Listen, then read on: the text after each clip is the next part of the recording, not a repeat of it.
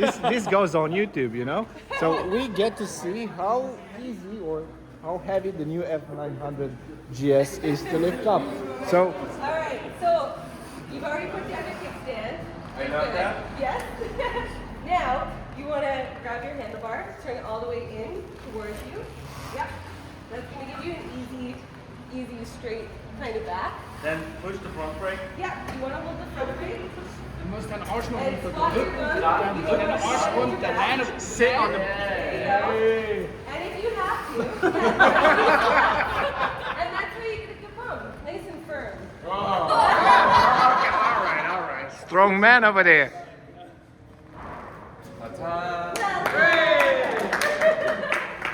So how easy it is? Very easy after that training time with her, no problem.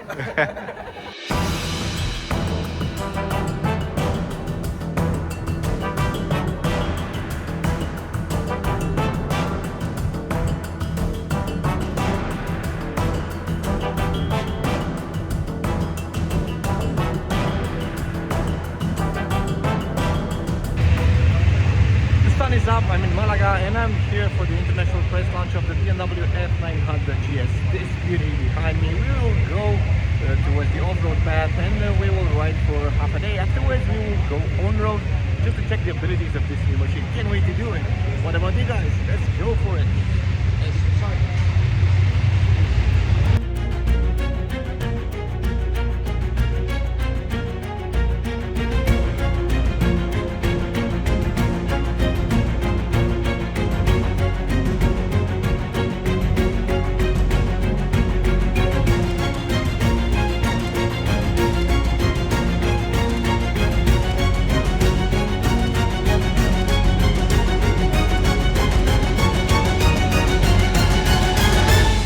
Off-road day. This morning was about off-road. You can see the dust on the bikes. They are pretty dusty. The tires are a bit worn off. And I'm with Christian, that it's the expert on the side. You rely on product management and stuff. You did all these things. You put them together. You made this bike actually from scratch and you approved things. Yes. So walk me through. Let's start with the engine because there are some changes. Now it's a larger displacement. Larger displacement, like on the F900XR. A bit more HP. Yes, 895 instead of 857. So a small increase. What else? Weight still the same for the engine? We have reduced a little bit on the engine. The total weight loss is 14 kilos and we have taken out in various parts, but the engine itself is like the base engine that we had in the 850. The exhaust note is different from the previous model, so it sounds a bit better compared to the 900. Yes. Is because of this exhaust, or maybe because of the you have a different air filter, air box over there? Yes, so that was changed in total, and we also lost some kilos there. I noticed that the bike growls like every time I roll it. Wow! It wants to eat up dirt and the things that you throw at it. Also, huge improvement, guys. Like I felt it second zero when I went on throw the leg on the bike. It was the suspension, the front suspension and rear, fully adjustable on this version. So we have right here, let's put it like this, we have the rally trophy version. Trophy version, sorry for trophy that. Version, yes. Okay, so this trophy version, it's a bit more intended for off-road use. Exactly. It's lighter than the usual one. No, not lighter because it has the sports suspension and some other parts molded to it, like the handlebars with the iron on. We have the bigger bash plate underneath. The adjustable foot peg, the larger.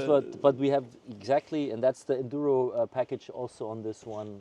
That is on the one question version. about this thing is, can I still put a luggage system on this yes, version? you can. This is the sports seat, so that the short one for one person. There's like a two-seater as well. Oh, so this is not a cover for the pillion, or it comes together with the seat? It comes together with the seat, so you could mount some minor stuff here. But there is also a luggage system for the two alloy boxes that you can mount and put a bag on top of it. So this one can handle also alloy boxes, which is very important for traveling. Not a luggage carrier with a top case, but alloy boxes on the side and a bag maybe on top of it should be fine. Okay, so in regards of electronics, what did you change, guys, over here? Well, on the electronic side, it is our standard TFT screen with all the connectivity that we are offering. So you can mount the new connected ride navigator. and connected to your helmet or to your mobile phone. So that is all prepared for that, like you know it from our other bikes. So the electronic system is not so much different than the standard 850. There's some refinement in the traction control area or the enduro modes? Yes, absolutely. The modes were adapted because we have a different second gear ratio. We have a different throttle response. We now have the Enduro Pro package, and we have a dynamic mode. So you can adjust with the riding mode Pro.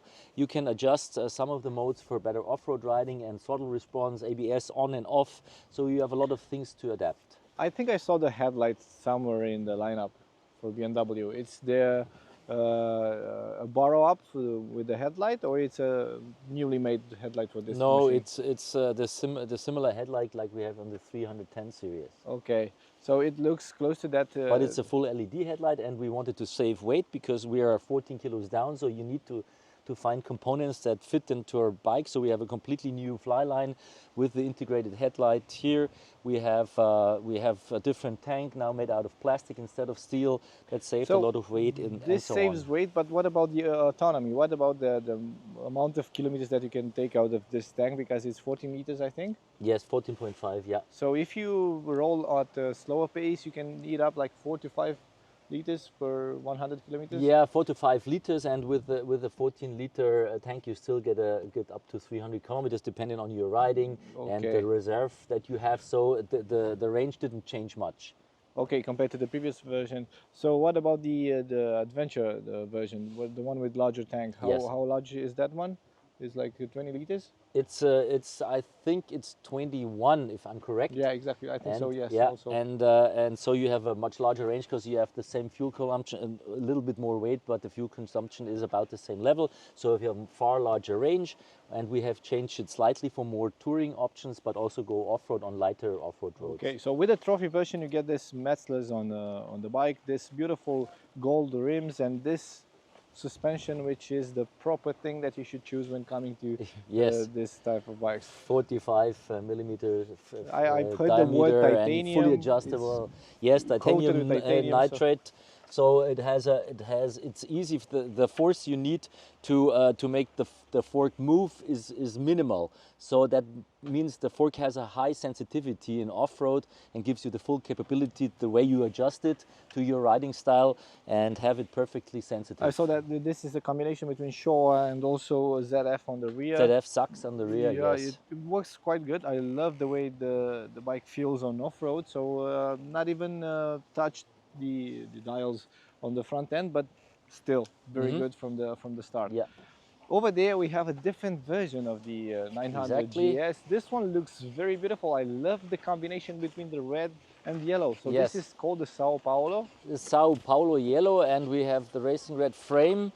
So that's we call it Style Passion. So this is now more set up for on-road use. So you don't see as many off-road parts like on the other bikes, like the crash bars, bash plate, etc. Handlebars are changed. Still, the handlebars. You don't have the risers. You don't have that large foot pegs. Exactly. You don't have the knobby tires, and a lot of stuff is made more for on-road use. But still, you can, depending on your tires and the surface, you still can go and light off-road with that version, no problem at all. It looks very good. This one, I love the colors. The combo between the red and this yellow is and still, you could put the Enduro Pro package also in this bike. So you can add it up, and if you want, you can change the tires, and it will become an adventure bike. Exactly. So you could put it into the style like. There's a huge difference between the front suspension of this one, which is the stock version, and that one. It's the precise working of it, or what? Well, that is a regular fork. It's also fully adjustable. The diameter is smaller, so you only have 43 millimeters. And the rear is also ZF sucks, but it's not adjustable. Only the preload. Okay. So it's like more a standard suspension, but still doing what it needs to do for a regular rider who doesn't go off-road all the time. So we jump from that one to this one for the afternoon. I can't wait to ride it. So you will be riding with us, I think? Unfortunately, I will stay with the off-road group, but you have another expert now with the on-road. You will have a lot of fun also on-road. This kind of tells me that you guys love that one more than this one. Actually, no. I like both versions, but I'm an off-road addict, so it's not a I can hard job imagine. to stay with the I off-road can group. But imagine. I love also on-road riding, so no problem. So I'll be telling you Yes, this afternoon tell how me the how it bike rides. feels. Okay, thank you, Christian. Perfect. Thank you very much. Pleasure.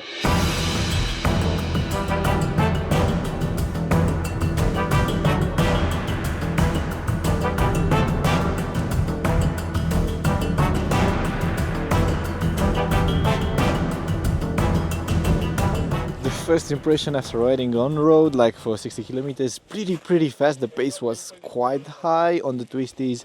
I have to tell you guys, the character of the engine, it's different from the previous model, because this one, it's more alive. It has a low RPM ground, so it delivers quicker the power, and it picks up no matter the gear very nice and very smooth. Also, vibration level, it's not that high, over 6,000 rpm. If you rev it at high, 6 to 8,000 rpm, you will feel a buzz to the foot pegs, but these ones are the foot pegs used for off-roading mostly. So if you have the rubber cushion on the foot pegs, maybe the vibration level will disappear. This version of Street F900GS comes with Bridgestone tires, which are quite stick to the asphalt. Here's the grip that I have from edge to edge. Super nice, super grippy, super feeling. Also, without the handlebar risers, you feel a bit more relaxed. I think it's the handlebar is quite wide. It's like on the 1250 GS or the R1300 GS. It feels quite wide. The suspension, it's a whole different story. This stock 43mm suspension is so much different from the ones that I've tested off-road. That one, it's a Showa unit on the front, and it feels super grippy and super stick to the asphalt. Lots of feedback coming from that one. Also, on the rear, you have only spring preload adjustment over here, this knob that you can tie up or down, so you can add up some luggage or the passenger. Otherwise, nothing to complain so far. I used it on dynamic mode, and definitely the bike, it's so much more improved. Even on street, it feels super stick to the asphalt. No more wobbliness, no more sensation of riding a small boat on the river while turning fast left and right. Right now, this bike, it's amazing. So I'm with Emily Roberts, which is the baddest rider, female rider on off-road that I ever seen on my life. So you are like 1.65 meters or something like that, Yeah. or underneath that. Yeah, I'm 5'4", 5'5". So we should translate that at some point, but it's definitely a thing that you do with this type of bike. So medium adventure bike. What do you think about the new F900? Surprisingly, I love it. Most mid-size adventure bikes tend to be quite top-heavy, so for a smaller rider, it can be a little bit tough, especially in technical situations.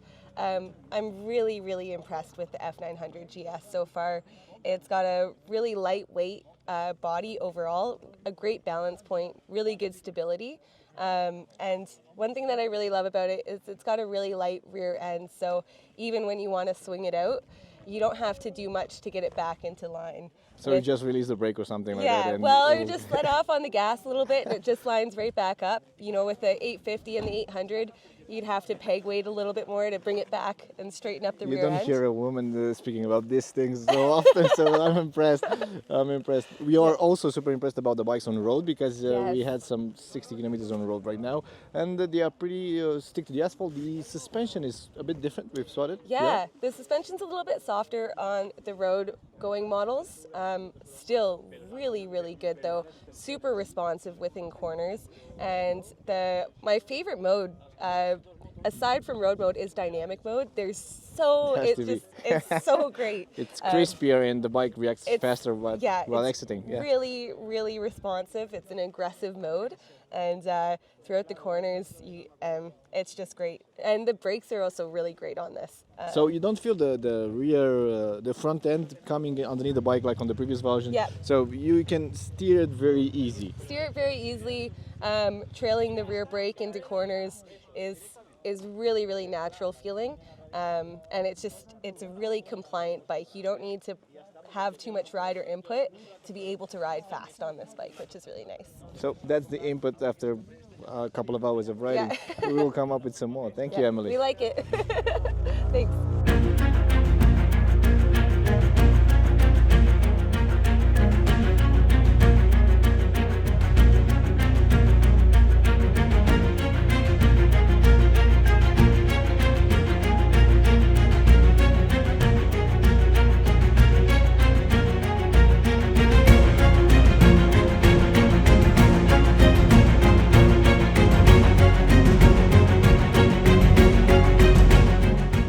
Just finished riding and I have to come up with some details that you guys need to know. Starting with a quick shifter, which is refined so far. The 850 and the 900R that I used to own back a few years was a good system, but right now this one is such a refined system. It goes up and down easier. It's easy to go around the corner, shift up, before the corner, shift down. Even on off-road it works pretty well. With the boats you can just touch it and the gear will change. You don't get that hop in the throttle, you don't get that punch when you change the gears. So this is very good to have while riding with the new F900GS. The braking system remains the same. You have the Brembos over there with the large discs and the ABS Pro. So stopping power is there for you to enjoy. No emotions. I did a stoppie at some point today on road and it was quite cool. It's easy to lift the front end up because the balancing, the weight of the bike feels stick to the ground. It's a plastic tank over here up in the top. It's only 14 kilograms, but it doesn't feel top heavy at all. Because of the ergonomics and because of the way you feel the bike in between your legs, it will be very friendly to ride it off-road. Rather than this, you have the ergonomy of a proper enduro bike over here. When you sit on this one, on the trophy version, because of the red, blue and white, it's a trophy version with a premium suspension. Well, when you sit on this one, you will feel it at the first because it's so easy to ride, so easy to move back and forth with a wide handlebar and with a very nice stance when it comes to riding the gravel. Otherwise, on street with a normal version, you have the taller windshield which has some deflectors left and right that will help you for the shoulder area, but you will get some buffeting if you have a big helmet like I had today. At 1.8 meters, it's harder for you to get protected under that windshield. I would love to have some taller windshield and some more wind protection. I love this rail over here. We had some interactions with it because we had some bikes that had the navigation system, the new navigation system from BMW, the connected ride, which is a thing to have if you're going for these bikes. There are lots of improvements everywhere. You check, the hand guards are looking different. These ones are out of metal. The ones on the touring bike are out of plastic. They offer a better wind protection. You also get a cruise control, the heated grips, and everything you need to go touring with this machine. What else do I want to say? The engine noise is not as rattling as the 900 or the 850. Overall, the bike is so much more refined. In the electronics compartment, you also have some differences because right now the traction control and the ABS Pro will help you get out of tough situations, even off-road. So I've used it, most of the riding today in off-road with the Enduro Pro mode and with the traction control on, and it helped me skid the rear just as much as I needed to go around the corners. This is a nice feature to have. You also get the RDC, the 21 front inch wheel and 17 on the rear, which are tubeless. In conclusion, the bike is so much changed and it has lots of potential. The chances to fight with other competitors in the market are quite high because right now the only thing that stands in between this F900GS and the KTM 790 or the Yamaha Tenere, even the Aprilia Touareg, it's a comparison that we need to make to find out which one is the best in the class. So till next time, don't forget to subscribe for more videos like this one. Cheers.